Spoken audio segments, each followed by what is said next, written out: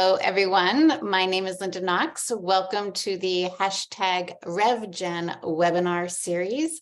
I am with Precision Sales, and I am accompanied by OnePageCRM, who is hosting today's webinar and the series, which happens today and tomorrow, and also by Taskdrive. The panelists will be introduced in a moment. But I wanted to say hello to all of you first and invite you to let us know where you are zooming in from. Put that in the chat and we can start our engagement now because that's so important to a webinar. So again, for those who are joining, my name is Linda Knox at Precision Sales Coaching. Welcome to the #RevGen webinar series. Today is all about the softer side of sales. Tomorrow there is another webinar at the exact same time. That one will be about AI-powered insights. OnePageCRM and Taskdrive will be at that one as well, accompanied by Verse. So we're getting folks joining in the chat. Thank you so much for your participation. Welcome Alice from London and Chris from Connecticut.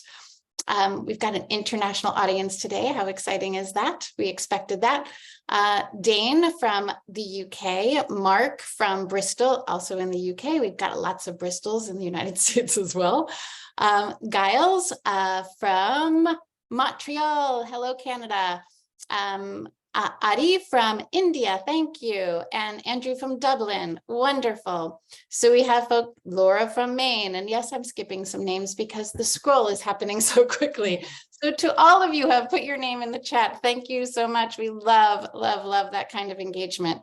We will be inviting you to participate in the chat during a couple of fun moments during the course of our webinar. But for now, I think it is 10:02 and we want to get started. I am going to hand things off to Annabelle Hackett at OnePageCRM, our gracious host for today's webinar and tomorrow's as well. Annabelle will introduce our panelists. Annabelle. Thank you, Linda. And yeah, we've put together a fantastic lineup of speakers ready to share their expertise on revenue growth. So our first speaker for today is FitzGerald, the founder and CEO of OnePageCRM. In his own words, Michael is a product guy at heart, but in my opinion, he's also an inspiring leader with a passion for building tools to get big things done. Michael is joined today by Nadine Keller, an entrepreneur, and actually I should say a proud woman entrepreneur and founding partner, Precision Sales Training. And last but not least, we have Cakir, who is not only the CEO of Taskdrive, but perhaps the most enthusiastic growth leader I have ever met. So Linda, I think we're really in for a treat. And without further ado, I'll turn it back over to you. Okay, thank you so much. I see in the chat that some of you may not be able to see all of the posts. So Annabelle, if you could enable that. And we are going to get started. So it's over to Nadine. So excited to be jumping in here. Hello, everyone. So happy to be here today to talk about the levers for revenue generation. And so I'm going to share my screen here. And as Linda said, we're going to ask you to participate in the chat today. And of course, we'll have a Q&A after. I know how tempting it is to multitask in these things, but I'd ask you to really stay with us because we have I hope, put in a lot of value for you here. So can you see my screen? We can, but it says Zoom. Yeah, okay. Let me try that again. It always goes perfectly in a dry run. I know. There we go. Here we are. So we had an opportunity, Linda and I, to interview over 100 women entrepreneurs. And just a little bit of background, my company, Precision Sales Coaching and Training, has been around for 17 years, and we have served Fortune 100 companies in financial services. But over the pandemic, it became very clear to me that I wanted to leave a different kind of legacy. And that is one that supports women entrepreneurs, because as one myself, there wasn't a lot of support for me when I started my business. So I brought Linda on board as my partner in this endeavor. And the first thing that we did is we said, let's interview as many entrepreneurs as we can. And we interviewed over 100. And some of the themes that we uncovered are here. We heard, I want to have more impact. I want to run my business on my own terms. I don't want to worry about money. I want to get off the hamster wheel. That was used quite often. I want to be able to do what I want to do and delegate the rest. And I want financial freedom.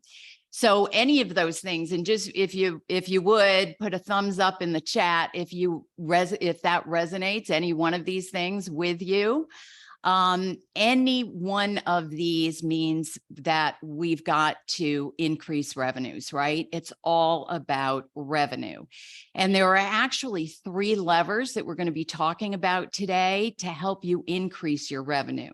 The first is price, right? You increase your price, you increase your revenues. The second is lead gen. You increase the number of leads that you have, you will likely increase your revenues. And then conversion, which is really about closing sales. You increase the number of sales you close, you increase your revenue. Now, I think it's important to say that price has the most direct impact on the bottom line. So we're going to start with price today. So the ladies that we have on the phone, this is a really important statistics. It's from FreshBooks, and it says that women underprice themselves by 28% compared to their male counterparts. So think about that for a minute. What would that mean to your revenue if you had an extra 28%, right? So let's talk about how we can think about price. And I think we have to start by saying pricing is complex. It's complex for even the most sophisticated organizations out there. So I'm going to share with you a way to think about your pricing, and it has to do with what we call lenses. And the first lens is probably very familiar to you. It is how most consultants and coaches price their services. They think about their hourly rate, and then they multiply that by the number of hours, and perhaps they add in costs that are not reimbursed by the client, and there they have their price. But what we would like to encourage you to do is look at a number of other levers, or lenses, I should say. And the first is value. So there are 2 ways to think about value. There's quantitative, which is the return on investment. There's qualitative, which is things like saving your client time. And by the way, I'm going to go through these very, very quickly. And then what we'll do is we'll apply them to a couple of cases. The third lens is cost of inaction.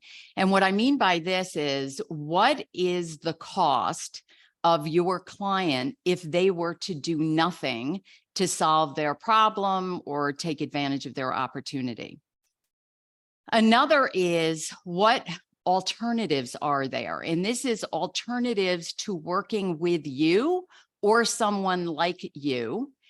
And then finally, it's what's the competition, right? What would they quote, and what additional value do you provide? So let me take you through a case study here that I'm going to do one that's B2B and one that is B2C. And the B2B one is actually from our legacy business. And it was about 18 months ago that we had an existing client come to us to train 100 people in a brand new investment product. And we figured our base cost was about $150,000. So that's where we started. Now, in terms of value for this client in this, if they had 100 people bringing this investment product to market, we assumed that it would be somewhere in the $20 million area in terms of a return on investment. Now, the cost of inaction was very significant because their competitors were also coming out with this investment product. So potentially they could lose clients. So that would be in excess of 20 million. Alternatives, they really didn't have, their internal people were pretty strapped. They didn't have training talent in this area to be able to do that. And then finally, with the competition, we had assumed that they would price it somewhere between 150 to 200,000. So I want to ask all of you to think about this in what you would charge if you were Precision. So put your Precision hat on. You've got a base cost of 150,000. You have 20 million in ROI minimum. The cost of inaction is significant, well over $20 million. They don't really have a lot of options in terms of alternatives. And we figure the competition is going to come in somewhere between 150 to 200,000.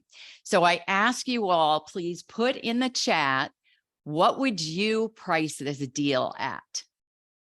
All right, we have one brave soul so far who, Michelle, thank you. She is projecting that it would be come in at 175,000. Others? Right. We've got 220,000, 250,000, 350,000. Wow. 220,000, 200,000. Thank you, Jesse, Robert, Michelle. Sam, I'd go higher than the competition if I could demo the value. I love that. Terrific. Great. So let me tell you what we did. We ended up pricing this at 275,000. And the reason why we were able to do that is important here. So I want to go through that. The first is through the sales process, we were able to develop insight based on the questions we were asking. And what's interesting about this is that we were asking questions that the client may not have considered before, like what is the cost to you if you were to do nothing here? So we got them thinking in terms of value as well and asking about what do they expect the return on investment be?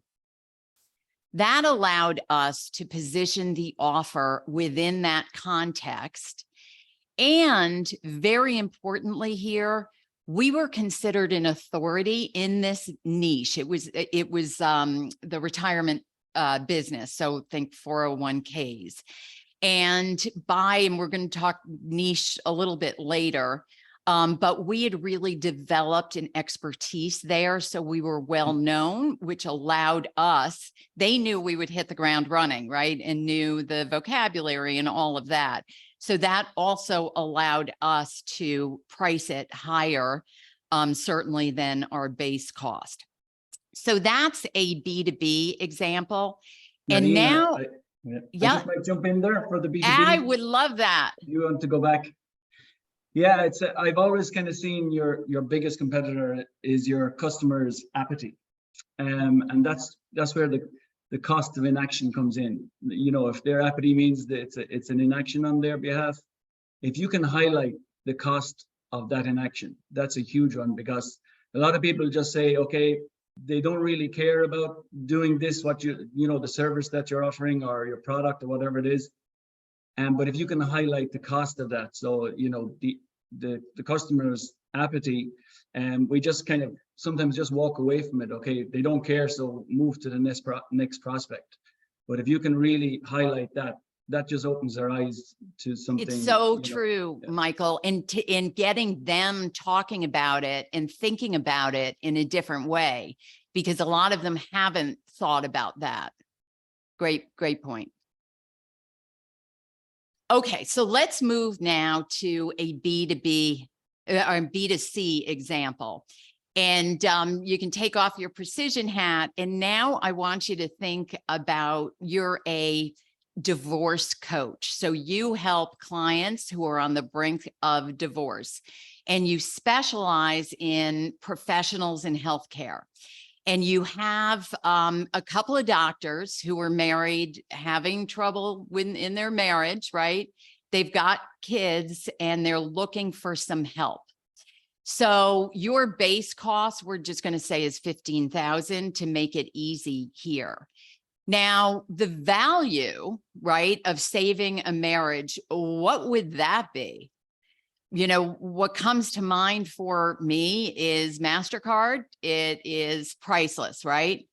And then if you think about the cost of inaction, right? If this couple on the brink of divorce were to do nothing, what are the costs, the potential costs associated with that?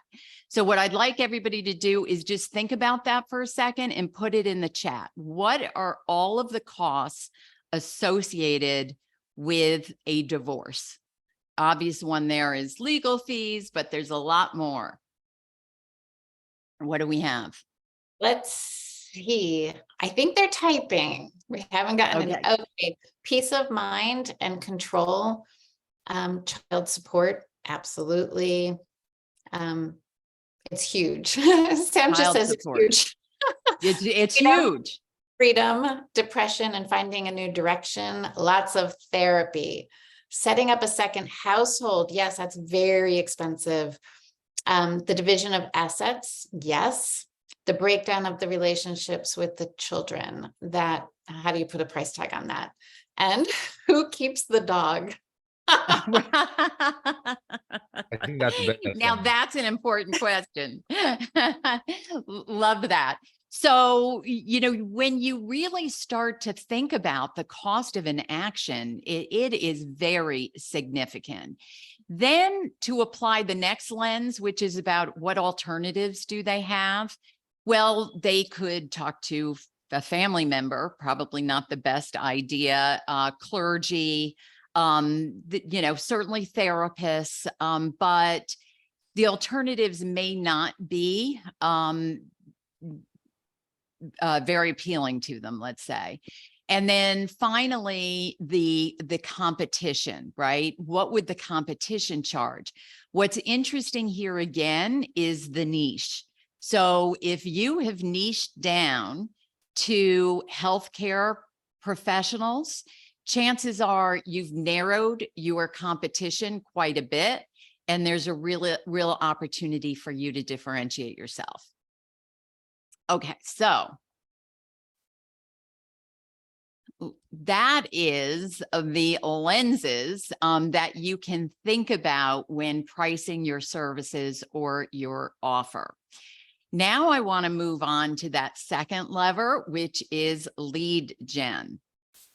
So lead generation obviously is a big topic. And what I want to do today is talk about some of the mistakes that we see as it relates to lead generation, common mistakes. So the first one is being over-reliant on your network and referrals. And of course, when you start your practice, you want to leverage your network, and referrals are fabulous. But the reality is that you don't have a business if you don't have a steady flow of leads that convert to clients.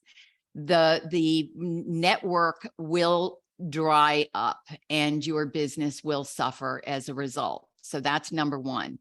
Mistake number two is not doing the math. And what I mean by that is, do you know how many leads you need to meet your revenue goals?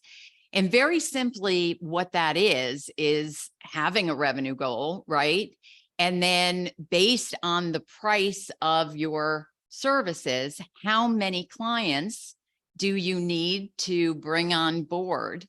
And then multiply that by 5, which is basically the reason why we're saying that is the average conversion rate The average leads that actually turn into clients is 20%. So if you need 20 clients to meet your revenue goals, you'll need 100 leads. You might have a conversion rate or a win rate that's greater than that. If it's 50%, terrific, then you'll only need 40 leads. But it's just being conscious of these numbers. So I want to give a plug here to OnePage, because the business that Linda and I are in now is very different from the legacy business, in that it used to be we didn't need many clients, right? And therefore we didn't need many leads. Now that we are serving women entrepreneurs, we need to not only have a lot of leads, we need to track those leads. And one of the things that I absolutely love about OnePageCRM is that it makes it easy for companies like ours, who are consultants and coaches, who do not need, big, complex kind of applications. And this makes it really, really simple. But, your leads are only as good as your ability to track them. And I don't know, Michael, perhaps you want to jump in here? Yeah, I mean, that's the key. You can take the term something is super simple lightly, but when you talk about consultants or, solopreneurs, the thing is that, when you do sales, you need to turn around and do production as well. You need to deliver. And so you will dip in and out of sales, at different points of the day, and you need to get in and out fast, and you can't be bogged down with admin. So if we don't make it super easy and reduce the admin to almost zero for your sales, and you can focus on your clients, then we've lost the battle, and people will just stop using it. So that's the key for us, and that's why it's really suitable for this market, because they're not just doing sales, they're doing everything. They're delivering, they're doing proposals, and they're doing the sales. Right. And if I might add, Tim, leads are core to your entire platform. So I would love to have you chime in here as well. Yeah, absolutely. I think that when you look at a 20% conversion rate on average, absolutely, you're right. And you mentioned that it could increase or decrease.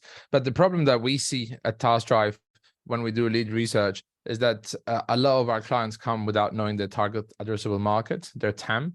So the first exercise that we always do is, first of all, making sure that you know your ideal customer profile, your ICP, right? And I think that in the next slide, I saw that we're going to talk about niching down. So I'm not going to get too much into it yet. But the issue that clients come to us and say, these are the type of clients that we're looking for. And actually, it's not those type of clients. And we really work with them. We do workshops with them, and we actually find what their ICP is. We agree on that, and then we're able to bring a target addressable market size, right? So when they know there's the size of their market, this is when you can really decide, I might have to increase my conversion rate somehow. I'm going to have to optimize that because my target addressable market is small. And some even of our clients are like, oh, okay, well, I'm not going to make that much money, and I'm not going to survive that long because it's a very small market. And then we're able to help them go on verticals as well. And this is where we're able to help them find new verticals. And I think that, what's very interesting in lead research is that everything's online, right? Maybe you don't have the time to find that, but everything is online. It's just patience and really knowing what you're looking for. And when I say knowing what you're looking for, is really understanding who you're serving, right? And when I say who you're serving, you can't just say I'm serving all the CEOs of software companies. You have to get so much more specific onto the pain points, onto their goals, their challenges as a person, as a professional in that company, and as the company, the account itself. So that's what I wanted to add here before I get really into niching down. Terrific. Great. Okay, mistake number 3 is not niching down enough, which Tim teed up for us. I would say that this is a real challenge for many people. And I think part of it is this kind of the fear of missing out, right? If I niche down, it seems so counterintuitive to building my business, but it is actually where the magic happens. It is actually where you are able to understand inside and out your ideal client so that you can create messaging that's going to really resonate, so that your offer is very specific and provides even more value. But why don't you jump right in here, Tim?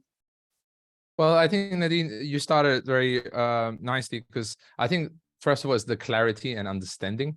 When you niche down, you're going to start understanding the messaging that works. Everything's going to be much clearer. Even your solution might evolve, and your service, your product might evolve, because you're really starting to have a great understanding of that niche.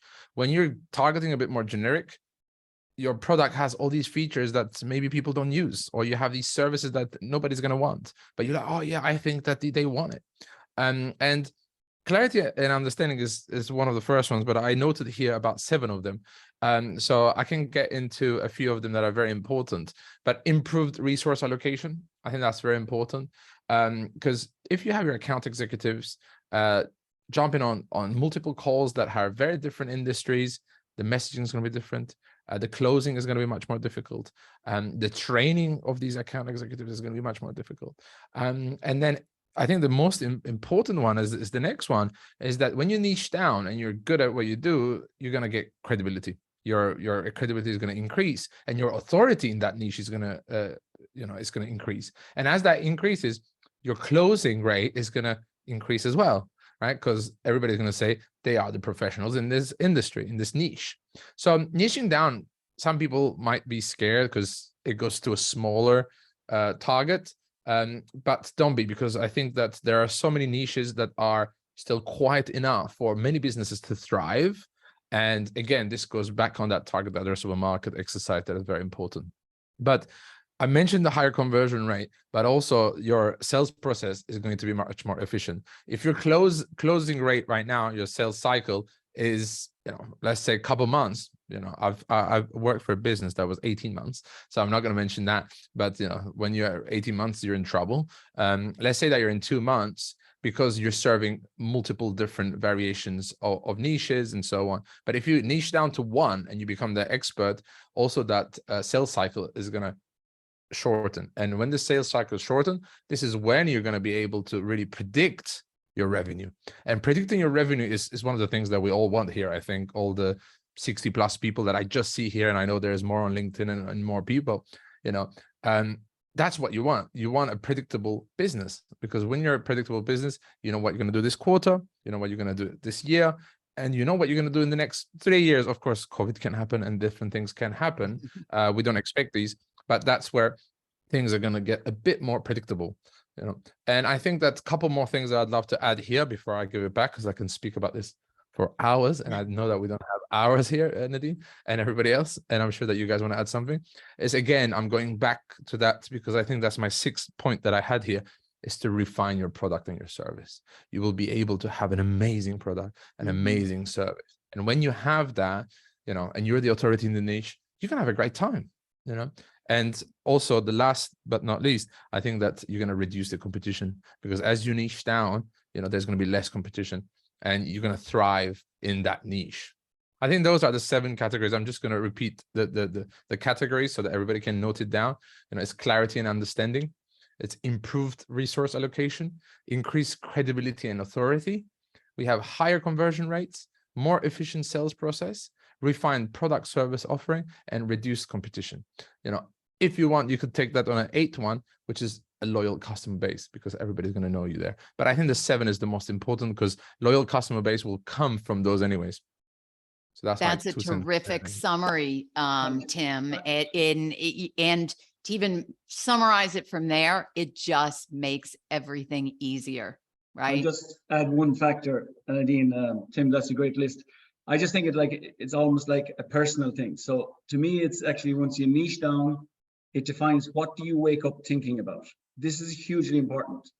If you've got multiple markets, and we did start off as a very horizontal product, and you've got all these different markets. Which one do you wake up thinking about? But once you niche down and you start to pinpoint what market, what are your customers, then you start to wake up thinking about, well, what's their problems? It's not about multiple markets anymore. It's about their problems and what's their needs.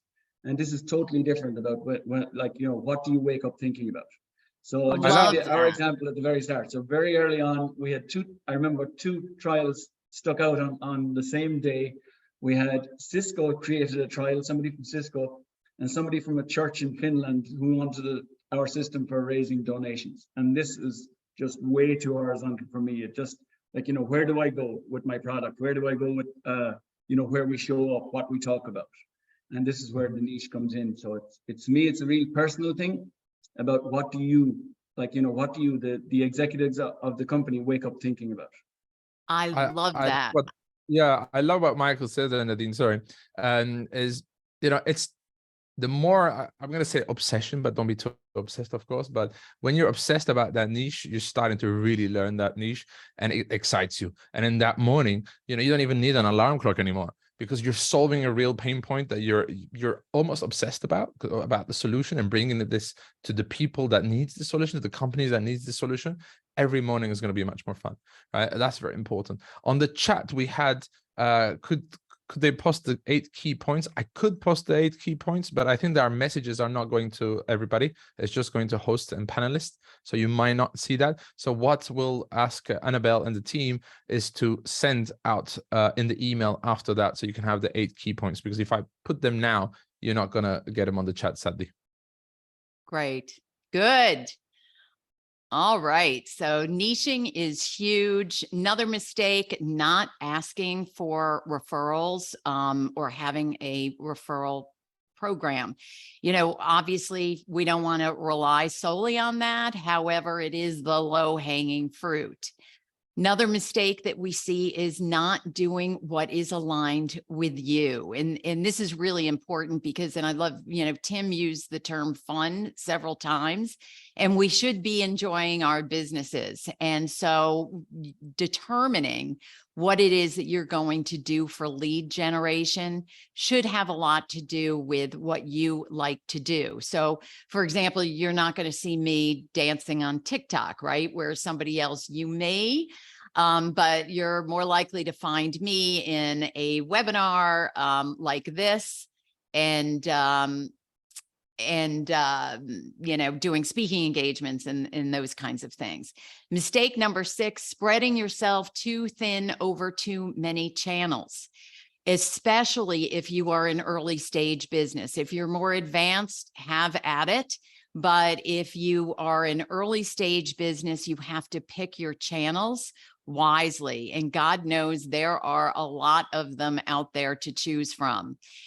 Mistake 7, not strategically leveraging and repackaging your content. So for example, we repackage our content all the time. We have a newsletter, which I invite everybody to follow. It's on LinkedIn, called The Softer Side of Sales. And so we might have a week where we're focusing the newsletter on niching, for example, right? And we'll do a webinar that month on it. And the webinar becomes the script for our YouTube channel. Mistake 8, giving up too soon on long game strategies.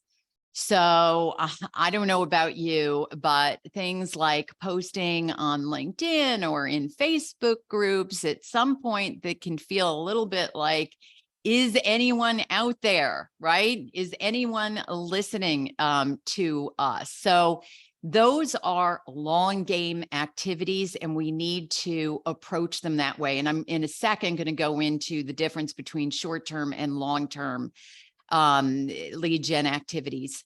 Not moving fast enough.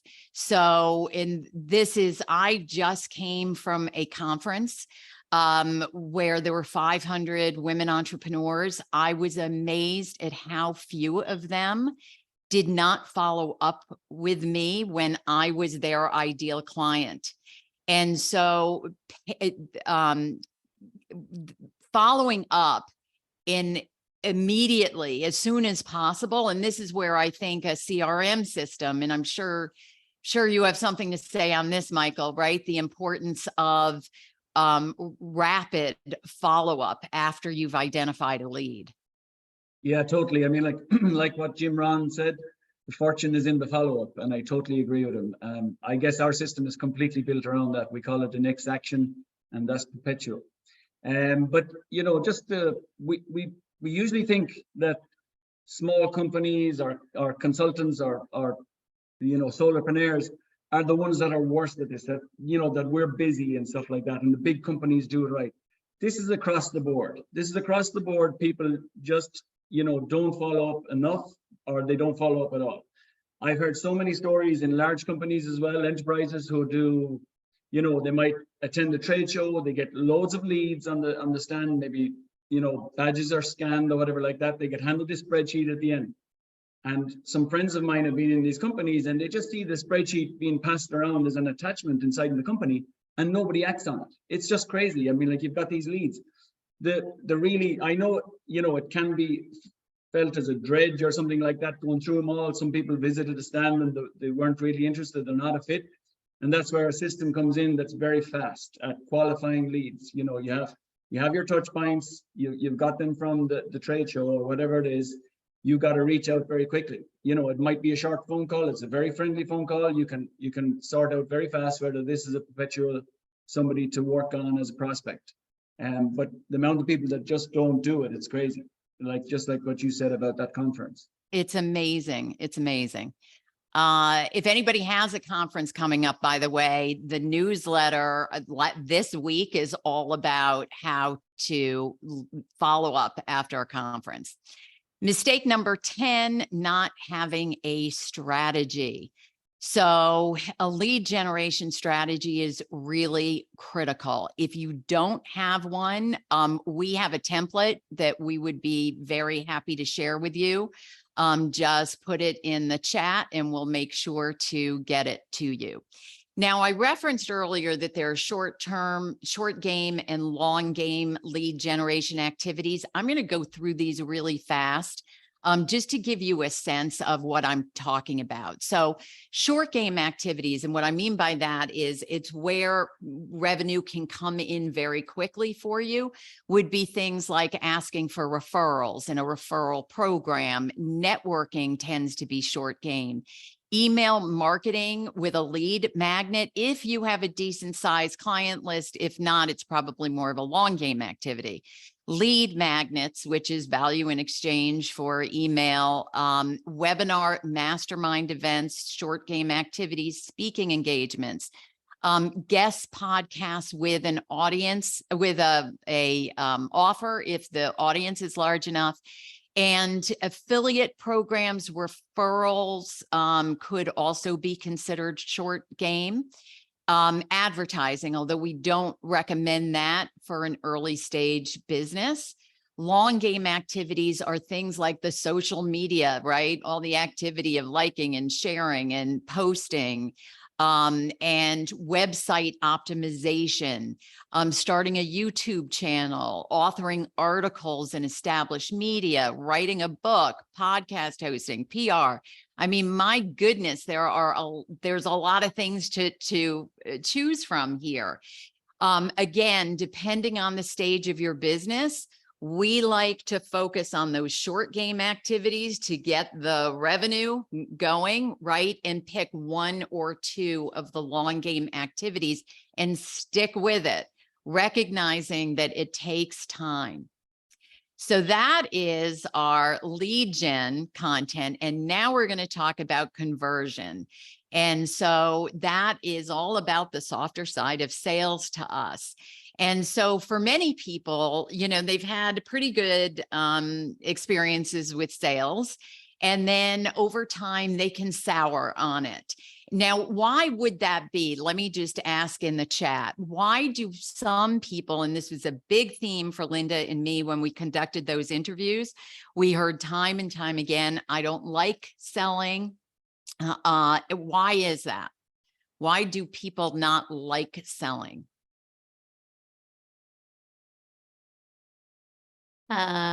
So Rod says lack of consistency in a plan. Sam facing rejection, and Francis and Rod both said rejection. Giles, saboteurs. Mark, they feel demotivated afterwards sometimes. Yeah. Great. Got a lot Yeah. of negative, and not a negative emotion attached. There are a lot of negative emotions to it. And sometimes, you know, when you think about it, I certainly love to buy, but nobody likes to be sold to, right? That feeling of, you know, I'm being sold on something, it can feel ingenuine to us sometimes.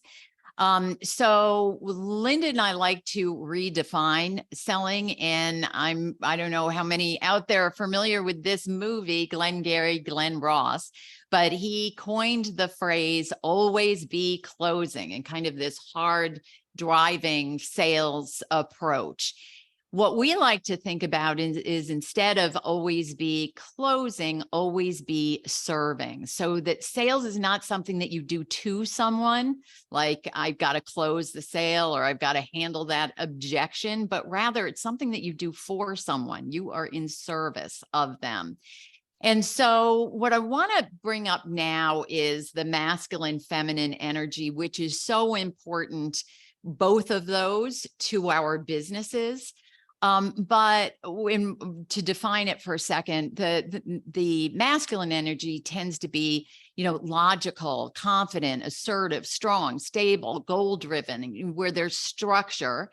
And feminine energy is more intuitive, nurturing, collaborative, creative, receiving, allowing, and flow.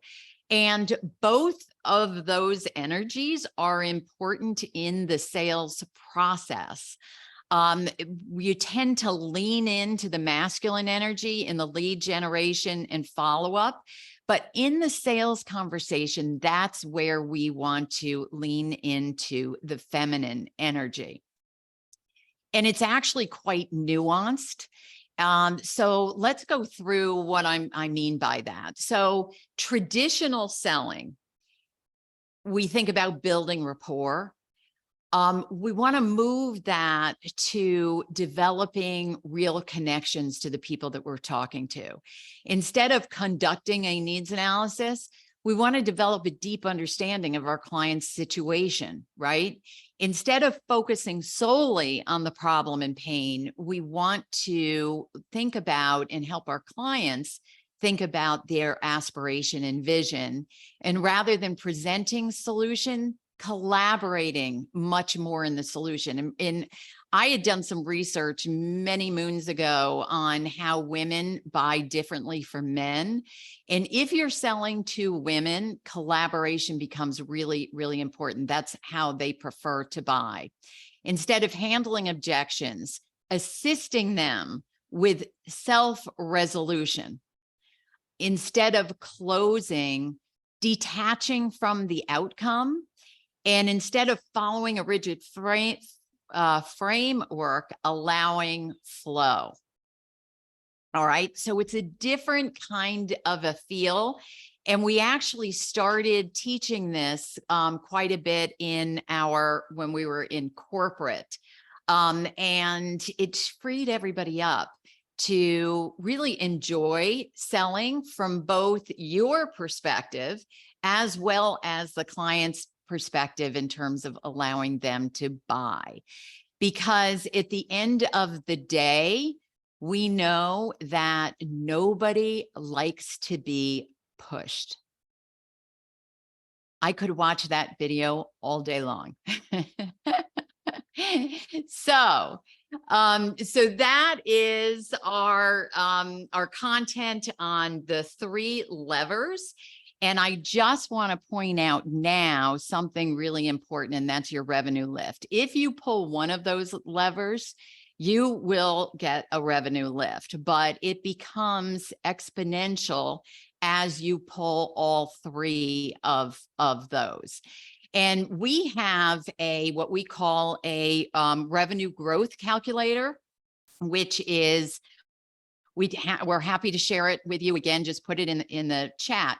What it allows you to do is basically reverse engineer to your revenue goals. So it's what your current revenue is, what is your goal, how many clients did you close last month, how many leads did you have? And then what you can do is you can pull the levers and see how, if you increased your price, what the impact would be. If you increased your conversion rates, what would the impact be? If you bring in more leads, and if you do a combination of that. What's really powerful about this, what I just love about it, is that if, for example, you want to double your revenue, it can seem like a lofty goal. When you look at it through this frame, you see that it's not, it is very achievable and reachable. So if you'd like to have access to that calculator, we are happy to share it. And again, I invite you to follow our newsletter, which has lots more content on this. And right now, I'm going to stop sharing and we can take some questions. Before that, Nadine, can I just add something? Because I love your collaborative approach when, not closing the deal, but, getting together to come to an understanding. And I call this a little bit different, but I think it's the same methodology. It's the collaborative problem solving loop, right? So when you come on a call with your lead, it's really a dynamic and interactive process involving the future customer in finding a mutual solution to the problem that they're having, and it's very simple, when you say it, but it's the 3 steps, right? You identify the problem, you collaborate on possible solutions, and you will iterate and implement it together with the customer, right? Then you become a partner because you've collaborated on the solution together. Their buy-in is very, very strong because you both wanted this to work. And sometimes I feel that we're trying to sell something that, we're like, even if they don't need it, we want to sell it. And Yes. that's not what we should do, because those clients will come a month or 2 and they will go. And that's not what you want. You want clients that are going to be with you 18 months, 2 years, 3 years, whatever, right? Long-term clients. So please do take the amazing approach that Nadine shared, and I'll call it the collaborative problem solving loop. And if you have that mindset on every call, on every discovery call, your close rate is going to increase as well. It's really, we often use the term listening with the intent to learn. And it's really about learning about your clients, their situation, and determining if they're a good fit or not. And in many cases, they aren't. And it's not doing a service to you or your client if you push something that does not make sense. And it's okay to say, no, we can't work together, because they'll come back in another company. They'll come back another day when it's fitting. Sorry, Michael.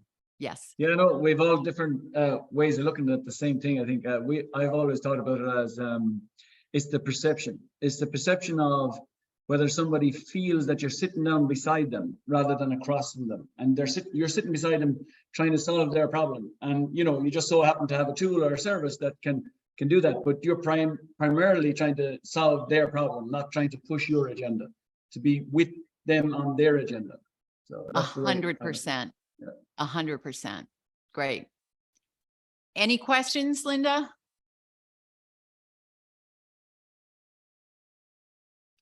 You're on mute. You're on mute, Linda. Sorry about that. I didn't want you to hear my clicking as I was participating in the chat. So one question came in earlier, and it is about a B2B situation. And what if the client has a budget? Where does that play into the whole calculation around what to charge? Great. So budget, I don't like to think about, right? I do want to know in the sales conversation in a B2B if they have a budget, but I'm not going to think about the budget until I've been through all of those lenses.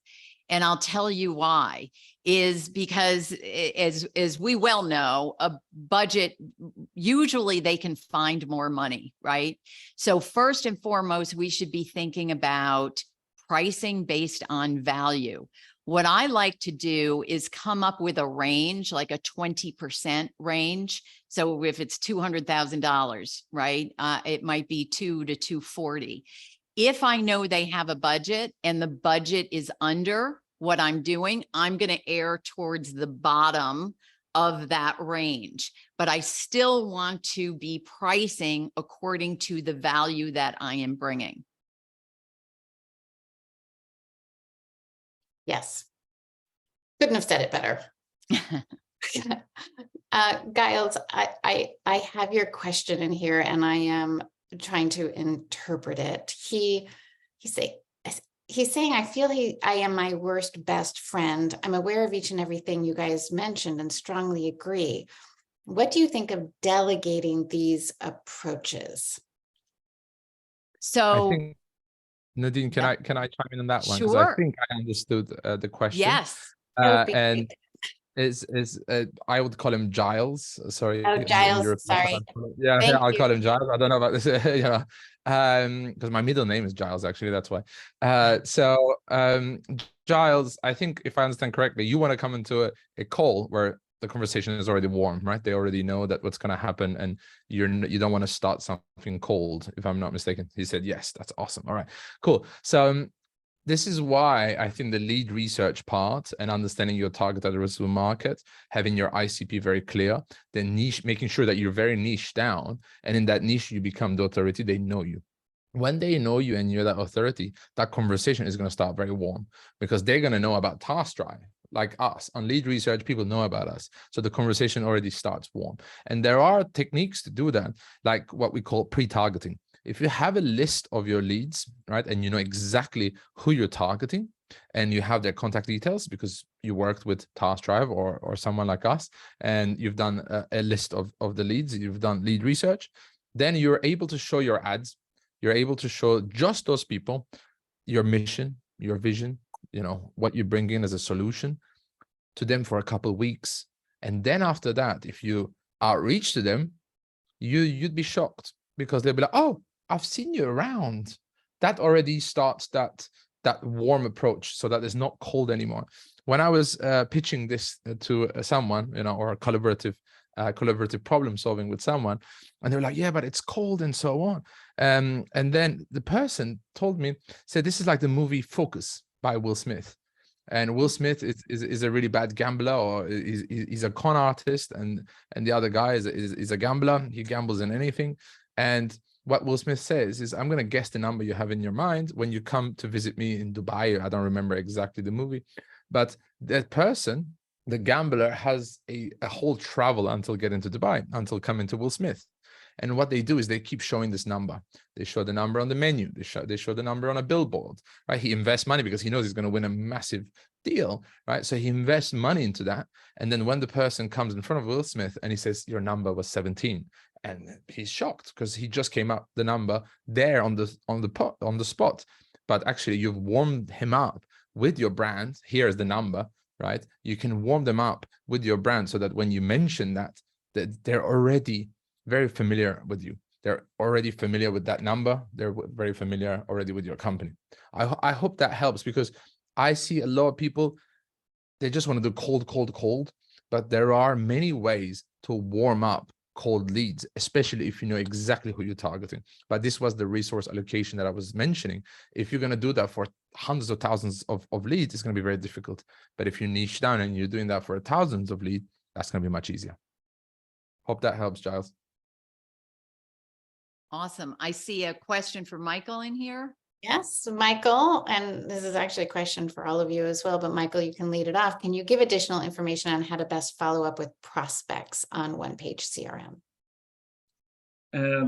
That's great. I guess specifically for our software, one thing we do, I mean, like the follow-up, the decision should be made just after the last one. This is, I think, the problem that people make when they don't have a CRM, or they're looking at a prospect and they're kind of thinking, what should I do with them? Like, what should I say when, and this could be a week after or 2 weeks after. And we always say the best time to decide on what to follow up with and when is immediately after doing the last action. So if you've just done up an estimate or a proposal for your consulting business and you've sent it out. Don't walk away from that prospect just now. I know you've got a list of other stuff you need to do.